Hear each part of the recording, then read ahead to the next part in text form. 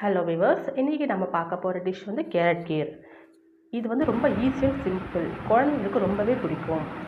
ஒரு கேரட்டை வந்து நல்லா பொடியாக துருவி எடுத்துக்கோங்க. 1/2 லிட்டர் பால் எடுத்துக்கோங்க.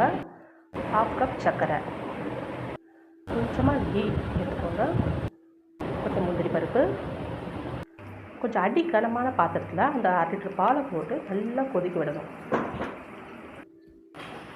அது ஒரு பக்கம் கொதிக்கும்போது இன்னொரு பக்கம் பேனில் வந்து 2 ஸ்பூன் நெய் போட்டு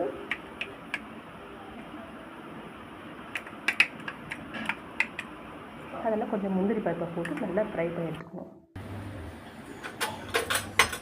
முந்திரி பருப்பு ஃப்ரை ஆனாலும் அது தனியாக எடுத்து வச்சுட்டோம். நம்ம துருவி வச்சுருக்க கேரட் எடுத்துக்கணும். அதை வந்து போட்டு பச்சை வாடை போகிற அளவுக்கு நல்லா ஃப்ரை பண்ணணும்.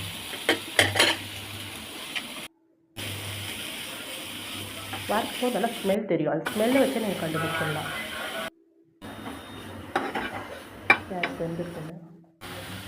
இந்த பாலில் வந்து அந்த 1/2 கப் சர்க்கரையை போட்டு மிக்ஸ் பண்ணிவிடணும்.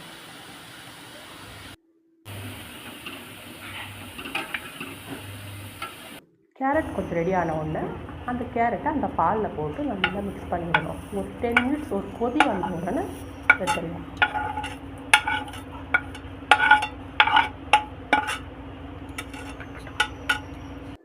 நல்லா மிக்ஸ் பண்ணி விட்டுட்டு ஒரு கொதி வரும்.